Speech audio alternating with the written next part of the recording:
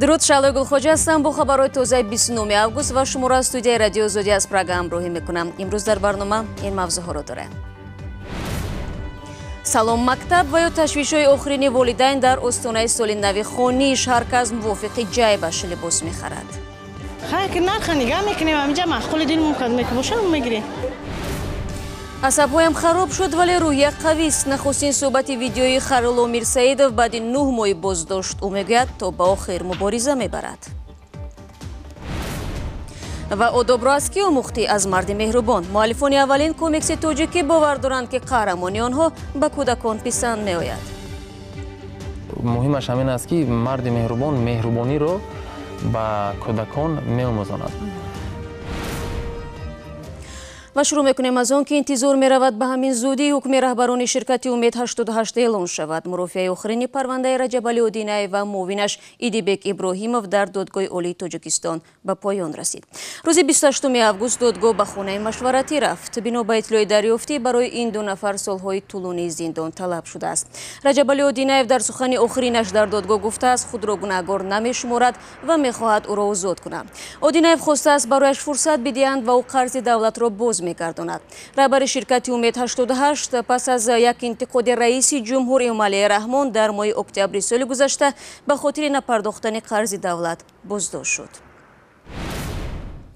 بعد 2 روز دیگر در تاجیکستان سال نو خانیش آغاز می‌یابد. مسئولین وزارت مالیه و علم میگویند امسال حدود 240,000 نفر محصلین بار اول به مکتب می‌روند که نسبت به سال گذشته 5,000 بیشتر بوده است.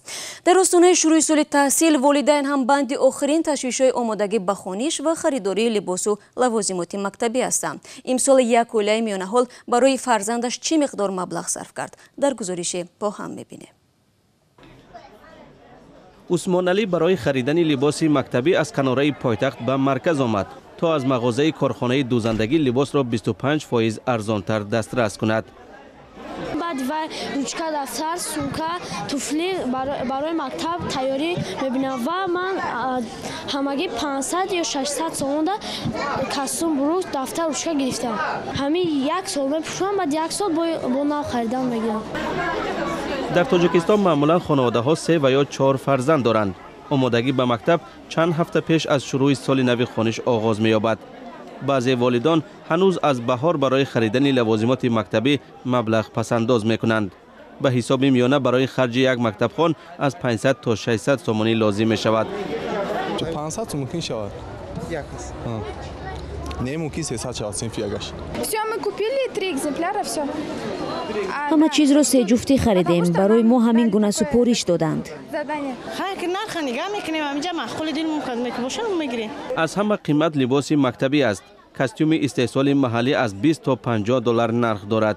بر ضمن این باید باز کرته، گردنبند و پایافزال بخرند. معمولا والدان برای تمام سال خانش یک کاستوم میگیرند. شماره عمومی خوانندگان در شهر دوشنبه حدود 175,000 نفر است. با نظر داشته آنکه ما ناحیه‌های تابع مرکز از جمله رودکی، ورزاب و ترسونزاده را فرا می‌گیریم، شماره لباس‌های آماده کرده ما کافی است. مؤسسه های تعلیمی به کارخانه های دوزندگی لباس یگانه مکتبی را فرمایش داده از پیش طرح آن را معین می‌کنند. به همین ترتیب بازار با لباس ضروری مکتبی تامین می شود و والدان برای پیدا کردن و یا فرمایش دادن آن سرگردان نمی شوند. در صورتی که کارخانه از چند مکتب با طرح یکسان فرمایش بگیرد، برای کودکان از خانه های کم بضاعت لباس را به پول آماده می کند. برای خریداری دفتر و قلم، جزدان و دیگر اشیای ضروری مکتبی تا 15 دلار ضرور است. معمولا کتاب های درسی را خودی مکتب ها می فروشند و تقریبا همین قدر دیگر مبلغ صرف می شود. امسال نرخ معلوماتنامه طبی برای صنف یکم قیمت و با همین به بودجه به این همتهی خانواده ها خرج علاوگی ضم شد.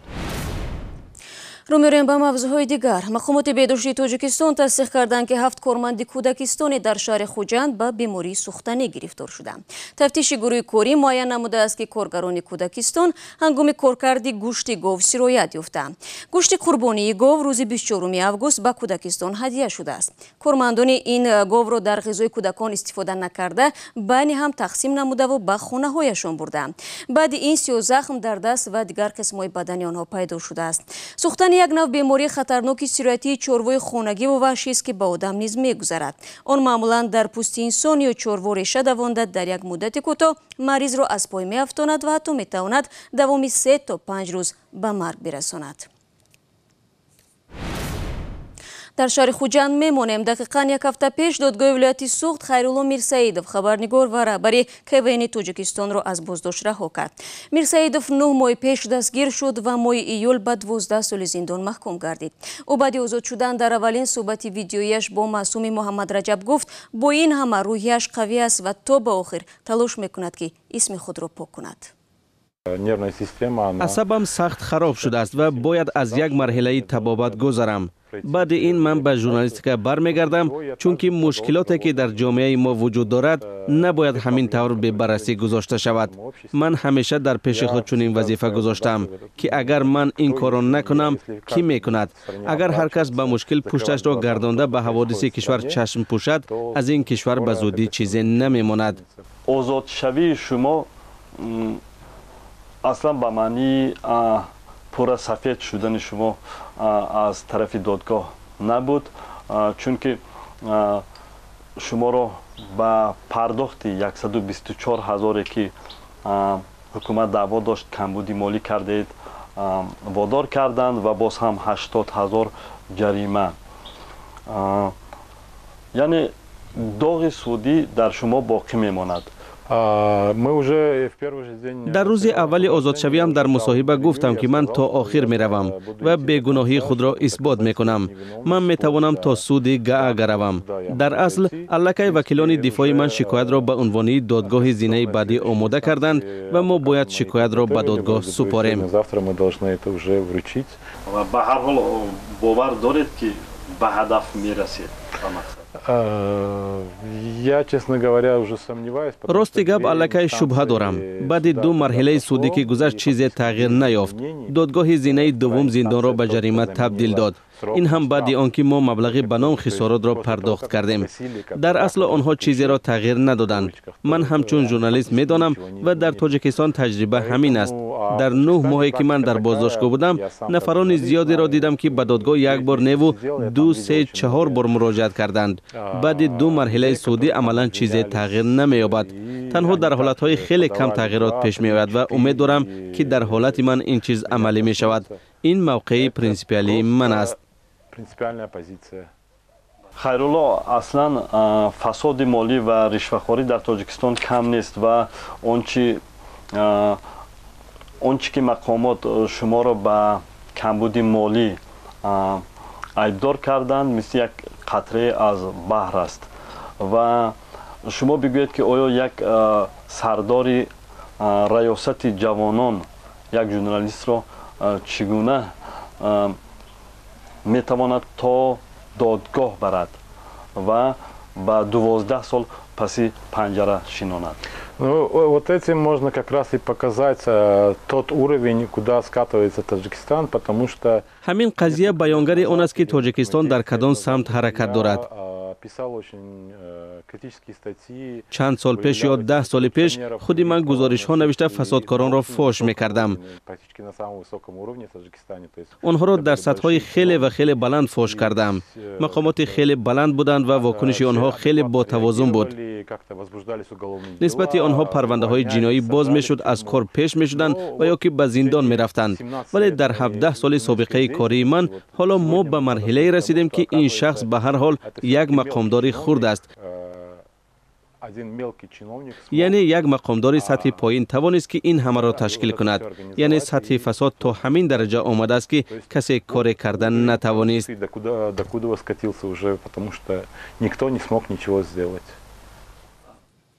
بیننده عزیز، شکل مفصل صحبت را میتوانید در وبسایت رادیو آزادی و یا آزادی ویدیو یوتیوب پیدا کنید. владимир Путин раиси ҷумҳурии Русия ислоҳоти баҳсбарангези нафақаро дар кишвараш нармтар кард. Рӯзи 29 август дар муроҷиати телевизионӣ ба мардум гуфт, синни бознишастагии занон на 63, балки аз 60-солагӣ муқаррар карда шавад. Дар ҳоли ҳозир дар Русия занон аз 55-солагӣ бознишаста мешаванд. Чанде пеш парлумон пешниҳод кард, ки синни нафақаи занон аз 63-солагӣ таъин карда шавад. Парлумони Русия пешниҳод кард, ки синни бознишастагии занон аз 55 ба 63 ва мардон аз 60 ба 65 боло бурда шавад. Путин дар муроҷиати телевизионияш гуфт, ин тар ба ҳамин шакли ҳозираш қобили қабул нест. бармегардем ба Тоҷикистон. Дар Тоҷикистон аввалин комикси тоҷикиро офариданд, ки ба бовари муаллифонаш метавонад дар дили кӯдакон беҳтарин эҳсосоти инсониро бедор кунад. Комикси марди меҳрубон ба 3 забон тоҷикӣ, русӣ ва англисӣ давоми 1 сол таҳия шуда қарор аст фардо дар душанбе муаррифӣ шавад. То куҷо марди меҳрубони тоҷик метавонад ҷойгузини қаҳрамонҳои хориҷӣ шавад, ҳанӯз маълум нест, вале бо сужаи ин комикс ҳамин ҳоло метавонед аз гузориши Сарвинози Рӯҳулло ошно шавед.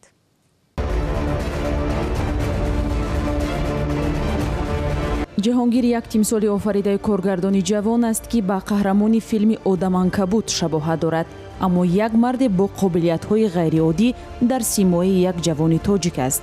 ноадолатиҳо дар ҷомеа, мушкили кӯдакони гирифтори аутизм, бадрафторӣ бо инсонҳо ва ҷонварони бегуноҳ, офаридани тимсоли марди меҳрубон ё марди фавқулодаро дар зеҳни Ҷайҳун Насимӣ тавлид кард. дар тамоми ҷомеаи рӯи замин ҳамин ноадолатӣ ҳаст.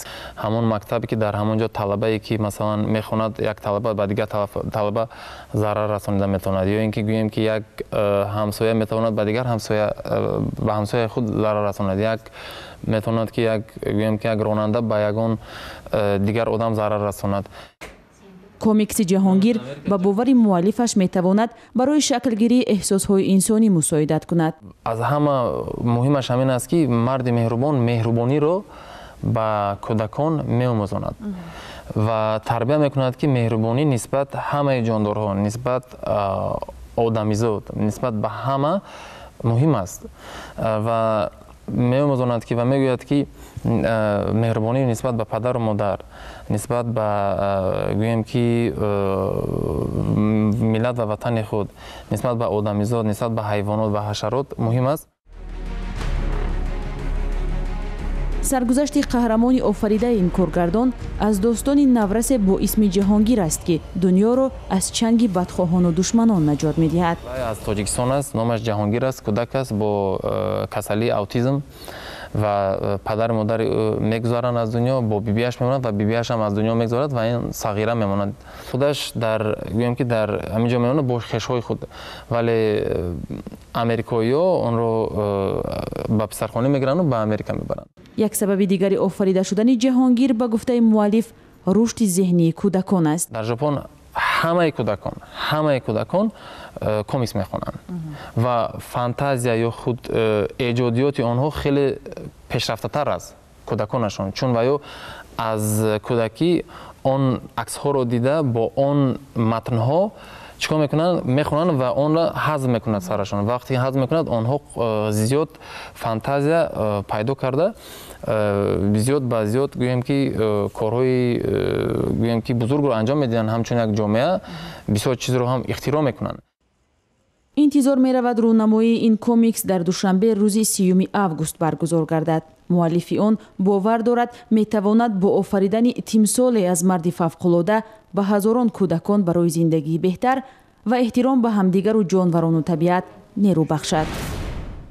ва додгоҳи дар айолати Миннесотаи Амрико дархости гурӯҳҳои атеистиро барои аз доллар ва сентҳои амрикоӣ берун кардани ибораи «мо ба худо имон дорем» рад кард. гурӯҳҳои атеистӣ ба додгоҳ даъво бурданд, ки вуҷуди ин шиор дар пули миллии Амрико ислоҳи аввали қонуни асосиро, ки озодии эътиқодро кафолат додааст, нақс мекунад. «Мо ба худо имон дорем» бори аввал дар тангаҳои амрикоӣ соли 1864 замони ҷанги шаҳрвандии шимолу ҷануб пайдо шуд.